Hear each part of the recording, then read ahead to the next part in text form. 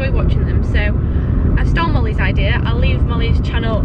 Oh my god, there's a pheasant. Oh, I literally just nearly ran over a pheasant. That was an interesting start to the video.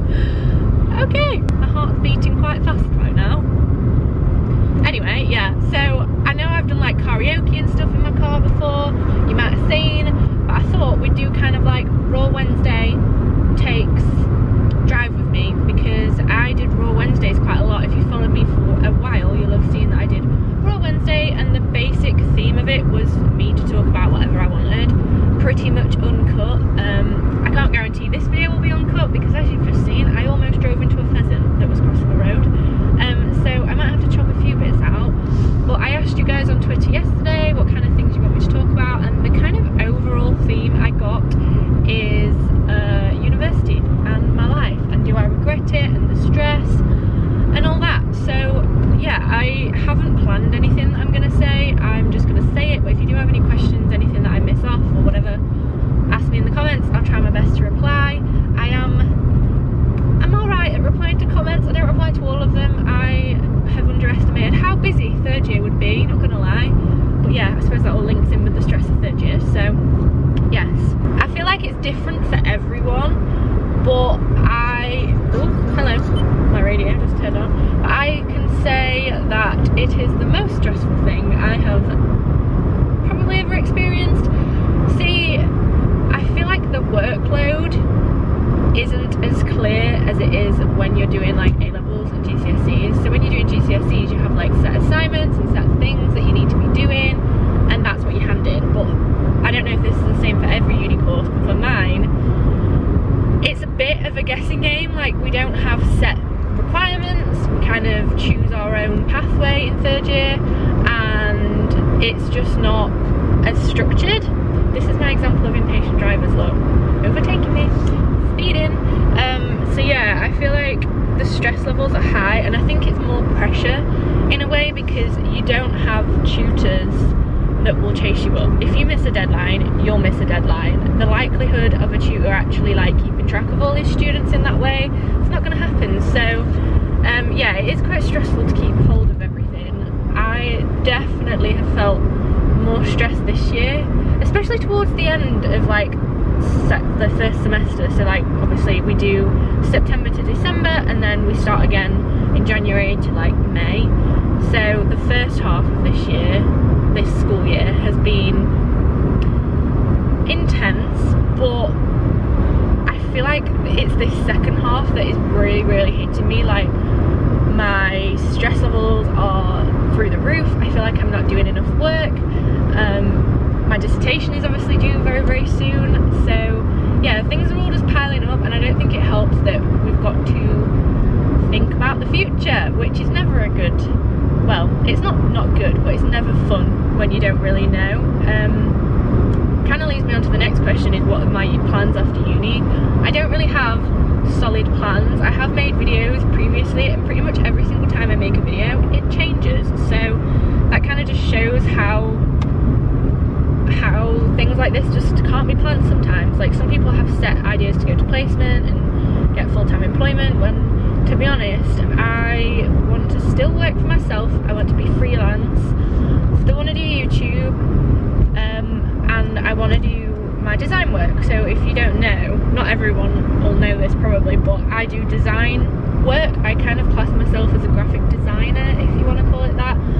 So I have a second Instagram, I'll leave it linked down below, and I like making things for people. So hopefully I can continue to do that when I leave uni, through like clients, or I don't know, maybe a company will want a graphic designer for a set amount of time, so maybe like contract work, so 3 months at a time I'll design for a company or whatever, like something like that. I want to be freelance. I've never ever wanted to work for someone else. I just don't like having to answer to different people. I like being able to set my own hours, but then that also brings me to the fact that I kind of do want a bit of a routine. So I am open to the idea of doing like maybe 2 to 3 days a week employment, so whether that be somewhere local in Doncaster, whether that be working remotely from home, maybe I'll do that.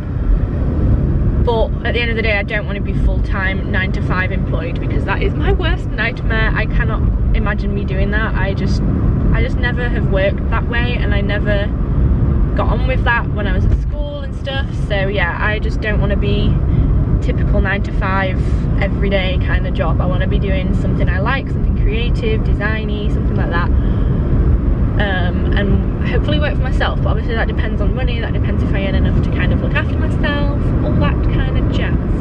So yeah, in terms of future plans, not really sure. I'm going to move back home, I'm going to keep doing work, hope I get enough money to kind of sustain myself.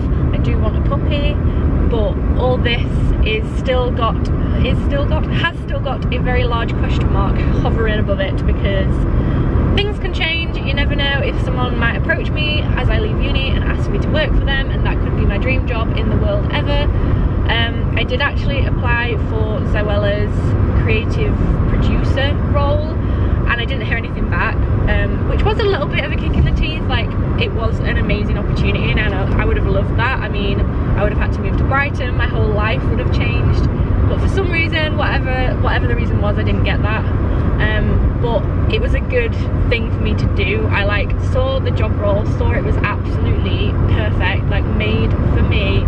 Loads of you guys tweeted me it, so I applied. I thought, I've got nothing to lose, I've got no plans, so I did it, and now I have a CV and a portfolio, so if I ever need to apply for a job in the future, I've got that ready. Like, I didn't put too much hope on it because a lot of people applied, and it wasn't on the cards, it wasn't a plan for me to move to Brighton, but I would have done. If I got it, I would have like jumped on that chance. That would have been amazing, but you know, that wasn't the time, that wasn't right for them. So I don't know, I'm happy I applied. I think I would have been a lot more upset if I hadn't, and like I would never have known if I hadn't have tried. So yeah, I think it's important to try things like that. So you never know, a job like that might come up, something that suits me down to a T, and then I would maybe reconsider my ideas on full-time work. But for now, I'm going to stick to doing what I know. I'm going to do freelance.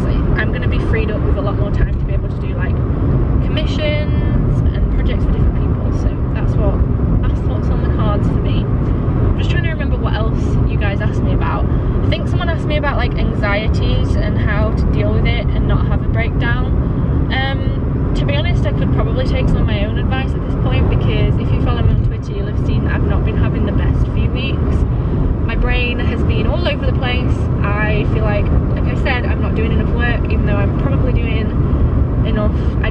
I always doubt myself, and I always have. I'm just that kind of person. So yeah, my brain hasn't been in the best state. So I'd say if you're like me and you struggle and suffer.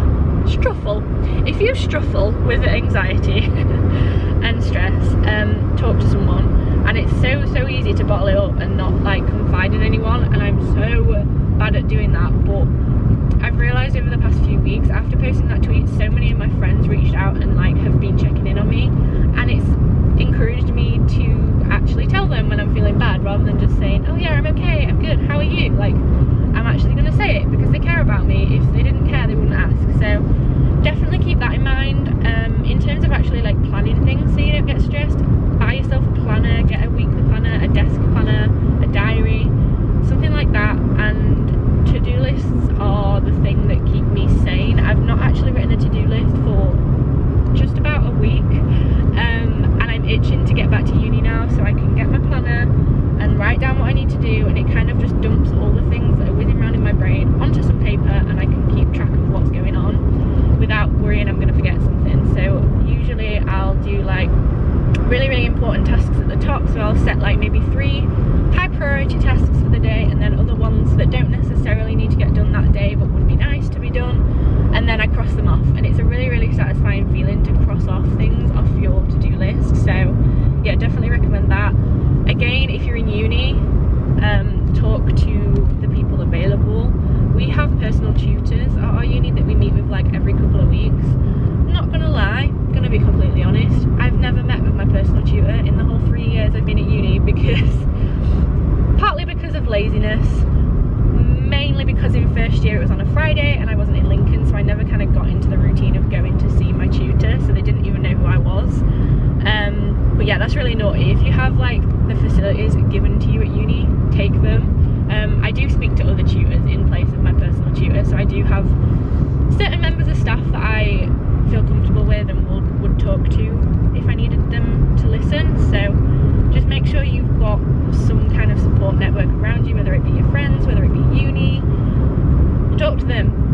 Don't try and bottle it up, because that's what I do quite a lot, and I'm learning that that's not very good. And especially over the last few weeks, I've realised that people do care. They don't mind when I like release everything to them. That's what they're there for. They can do the same to me, and it's really, really nice. It makes you a lot closer to the friends that you do have. I think that might be it for the video. I'm looking at the time limit on this, and I feel like we've hit quite a good amount. But one last thing that I have been asked, and that is on kind of like the back of my mind at the moment, but it might come a bit further forward when I finish uni, is doing a meetup up north. So not in London, like maybe central, maybe like Leeds or Manchester or somewhere, not London. And I had like a vague idea of maybe doing that properly, getting a proper event organiser and making that a little project for when I finish uni. I mean, I feel like a lot of you guys would love that. I know I would. It's nothing set in stone. It's literally just a little bit of a niggling idea I have in the back of my head.